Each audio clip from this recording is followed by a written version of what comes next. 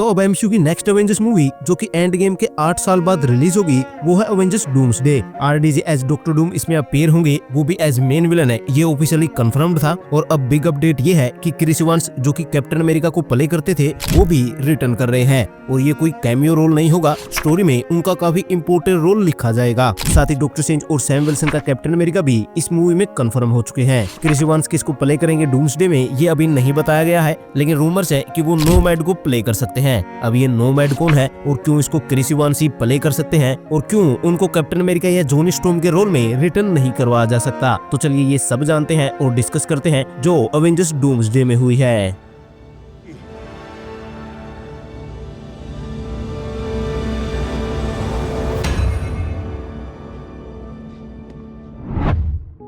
अब जैसे आरडीजे का आयरन मैन है एमसीयू के मेन यूनिवर्स है यानी सेक्रेट टाइमलाइन पे मर चुका है, वैसे क्रिस इवांस का कैप्टन अमेरिका अभी भी जिंदा है और कहा जा रहा है कि वो फिलहाल चांद पे रह रहे हैं। तो वहीं दूसरी तरफ 2005 और 2007 की फैंटास्टिक फोर मूवी में क्रिस इवांस है जॉनी स्टॉर्म एके ह्यूमन टॉर्च को प्ले कर चुके हैं और उन्होंने ये रोल है इसी साल रिलीज हुई डेडपूल एंड वुल्वरीन मूवी में रिप्राइज भी किया है। तो कैप्टन अमेरिका और ह्यूमन टॉर्च है दो ऐसे कैरेक्टर है जो अलाइव है और रिसेंटली क्रिस इवांस इनको प्ले कर चुके हैं और आने वाली एवेंजर्स डूम्सडे मूवी में भी वो इन कैरेक्टर्स को दोबारा प्ले कर सकते हैं। उम्मीद है कि आप भी ऐसा सोच रहे होंगे और ये पॉसिबल हो भी सकता है, पर इसकी पॉसिबिलिटी काफी कम है क्योंकि अब क्रिस इवांस जैसे बड़े एक्टर को वापस लाया ही जा रहा है तो डेफिनेटली उनको एक डेडिकेटेड रोल दिया जाएगा। आई मीन जैसे आरडीजे डॉक्टर डूम को प्ले करेंगे, हालांकि एज ए फैन सर्विस है उनको मूवी में आयरन मैन का सूट भी पहनाया जा सकता है, पर वो एक फैन सर्विस होगी। मेन फोकस है आरडीजे को डॉक्टर डूम की तरह दिखाने पर ही ज्यादा होगा। इसी तरह क्रिस इवांस को भी एक मेन डेडिकेटेड कैरेक्टर में दिखाया जाएगा जो कि स्टोरी में फिट भी होगा और उसमें वैल्यू भी ऐड करेगा और स्टोरी को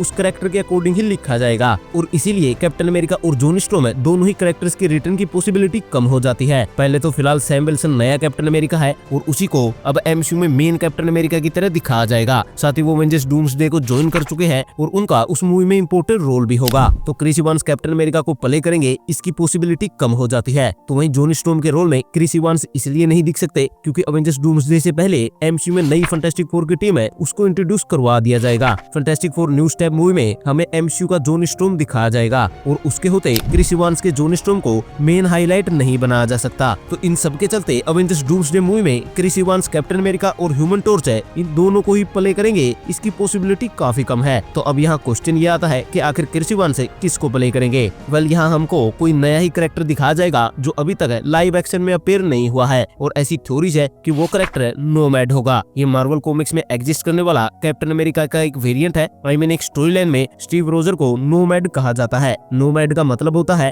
अ मैन विदाउट कंट्री। ये एक्चुअली तब होता है जब स्टीव रोजर है कैप्टन अमेरिका और एवेंजर्स है दोनों का ही टाइटल छोड़ देता है और एक विजिलेंटी बनकर काम करने लग जाता है। यह स्टीव रोजर है एके नोमैड थोड़ा ब्रूटल होता है क्योंकि ये कैप्टन अमेरिका वाले एथिक्स को पीछे छोड़ चुका होता है और इसको एक तरह से कैप्टन अमेरिका की डार्क साइड कहा जाता है। तो ये कैरेक्टर है एक्चुअली एवेंजर्स डूम्सडे में दिख सकता है और ऑब्वियसली वो मेन यूनिवर्स है यानी एमसीयू की मेन सेक्रेट टाइमलाइन से नहीं बिलोंग करेगा। डूम्सडे मूवी मल्टीवर्स के साथ डील करेगी तो वहाँ पर हमें डिफरेंट वेरिएंट्स दिखाए जाएंगे और उसी तरह हमें ये नोमैड का कैरेक्टर भी दिखाया जाएगा जिसे क्रिस इवांस प्ले करेंगे और किसी तरह से ये स्टोरी में काफी इंपोर्टेंट रोल प्ले करेगा। हालांकि वो डॉक्टर डूम के साथ कैसे कनेक्टेड होगा और वो स्टोरी में कैसे फिट होगा, इस सब के ऊपर काफी थ्योरीज बन सकती है जिनकी बात है हम कभी और करेंगे। फिलहाल क्रिस इवांस के बाद डॉक्टर स्ट्रेंज भी इस मूवी में रिटर्न कर रहे हैं, ये ऑफिशियली कंफर्म हो चुका है और सैम विल्सन जो कि अब नए कैप्टन अमेरिका है वो भी कंफर्म्ड अपीयर होंगे। इस मूवी की शूटिंग जैसा मैंने पहले बताया अगले साल के स्टार्टिंग में शुरू हो जाएगी और यहाँ एक काफी बड़ी कास्ट इन्वॉल्व होगी। साथ ही यहाँ ऐसा कहा जा रहा है कि यहाँ काफी सारे सरप्राइज एलिमेंट होंगे जिनको कोई भी गेस नहीं कर सकता। हालांकि यहाँ आरडीजे और क्रिस इवांस के होते सरप्राइज एलिमेंट्स की जरूरत भी नहीं है, लेकिन फिर भी ये मूवी मार्वल यूनिवर्स की बाउंड्रीज को काफी ज्यादा पुश करेगी और ये कंफर्म हो या ना हो